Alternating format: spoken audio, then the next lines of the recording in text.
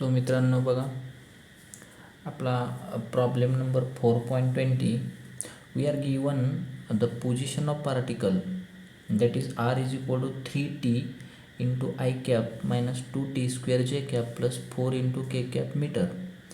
तर यामध्ये आपल्याला फाइंड आउट करायचे फाइंड इनिशियली वेलॉसिटी आणि ॲक्सलरेशन. हा पहिला पार्ट असेल या प्रॉब्लेमचा. आपल्याला इथं बघा, वेलॉसिटी फाइंड आउट करायची आहे आणि ॲक्सलरेशन या पार्टिकल्स, वेलॉसिटी आणि ॲक्सलरेशन. आणि परत सेकंड पार्टमध्ये फाइंड आउट करायचे आहे magnitude and direction of velocity आणि time t is equal to 2 सेकंडसाठी. ठीक आहे, तर बघूयात आपण वेलॉसिटी आणि ॲक्सलरेशन कशा पद्धतीने फाइंड आउट करता येईल. तर वेलॉसिटीची डेफिनेशन आहे आपल्याकडे. वेलॉसिटी म्हणजे velocity that is v is equal to dr/dt.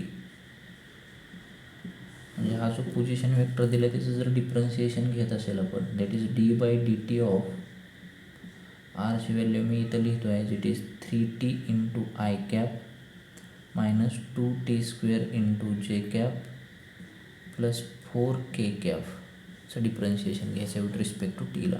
So 3tचं derivative with respect to t 3 असेल, 3i कॅप 4t स्क्वेअरचं 2t, 2 आणि हा 2 म्हणजेच 4 झाले, मायनस 4t, टी स्क्वेअरचं 2t म्हणजे 2 2 4 मायनस t आणि कॉन्स्टंटचं derivative 0.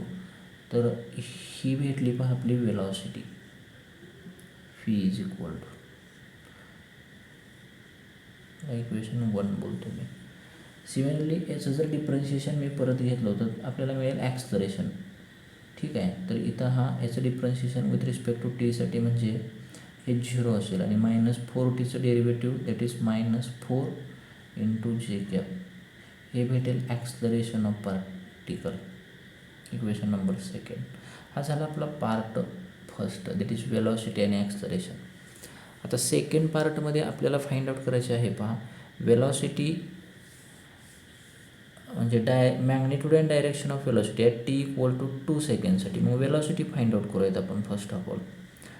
At velocity at t is equal to 2 सेकंडसाठी. मग इथं आहे वेलॉसिटीचा formula 3i cap minus 4 into t equal to 2 second म्हणजे टीची व्हॅल्यू इथं 2 ठेवा, इंटू 2 जे कॅप मिळेल, म्हणजेच वेलॉसिटी मिळेल 3i कॅप मायनस 4 2 8 जे कॅप. ही झाली velocity at t is equal to 2 second. ठीक आहे, आता या वेलॉसिटीची मॅग्निट्यूड विचारलेली आहे, म्हणजे मॅग्निट्यूड ऑफ वेलॉसिटी आपण लिहितो that is on the square root of vx square म्हणजे 3चा स्क्वेअर म्हणजे 9 प्लस 8चा स्क्वेअर, 8 8 64. ठीक आहे, तर अशा पद्धतीने मग हे किती होईल पहा, हे 60 आणि 9, 60 आणि 9 म्हणजे 69 आणि 4 73 होतील, on the square root of 73. ही वेलॉसिटीची मॅग्निट्यूड असेल मीटर पर सेकंडमध्ये, मॉड ऑफ v. ठीक आहे, वेलॉसिटी पण भेटली म्हणजे मॅग्निट्यूड भेटली. आणि लास्ट केसमध्ये आपल्याला फाइंड आउट करायचे आहे डायरेक्शन.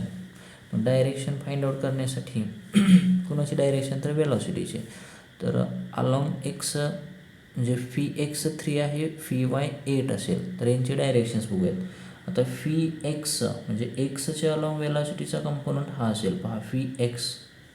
ठीक आहे, आणि हा 3 म्हणजे सपोज मी इथं युनिट पकडतो, हे 3 असेल अलॉंग एक्ससाठीची मॅग्निट्यूड. आणि अलॉंग वायसाठी म्हणजे जेचा कंपोनंट हा -8 म्हणजे या साईडला आहे पहा, हे मी ही 8 मॅग्निट्यूड पकडतो वायच्या अलॉंग. ठीक आहे, इथं हे इथंपर्यंत 8 असेल, तर याची डायरेक्शन विचारलेली आहे आपल्याला. ठीक आहे, मग या दोघांची डायरेक्शन इथं कुठंतरी असेल, हा अँगल, हा अँगल म्हणजे ही डायरेक्शन थिटा पकडूयात आपण. सो इथं टॅन थिटा कन्सिडर करतो आपण डायरेक्शनसाठी. So tan theta is equal to, tan म्हणजे साईन कॉस टॅन, सक लक सल, सल म्हणजे समोरची बाजू भागिले लगतची बाजू, म्हणजे ही समोरची बाजू किती येते, ही 8 येते बा, आणि लगतची बाजू येते 3, that is 8/3. This implies direction येईल theta is equal to tan inverse 8/3.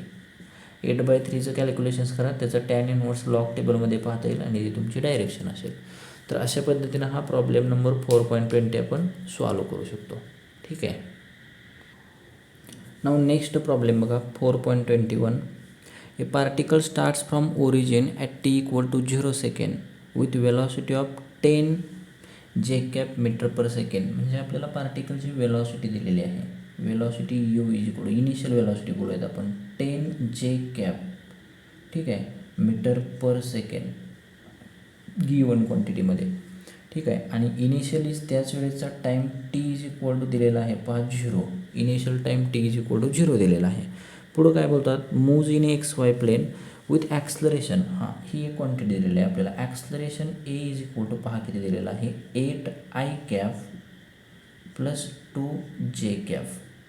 ठीक आहे. आणि युनिट असेल मीटर पर सेकंड स्क्वेअर. तर काय म्हणतात ते इनिशियल केसमध्ये, first of all see here, at what time is X coordinate of particle 60 metre. किती टाईमला एक्सचा कॉर्डिनेट 60 मीटरवरती असेल, अशा पद्धतीचा हा क्वेश्चन्स आहे.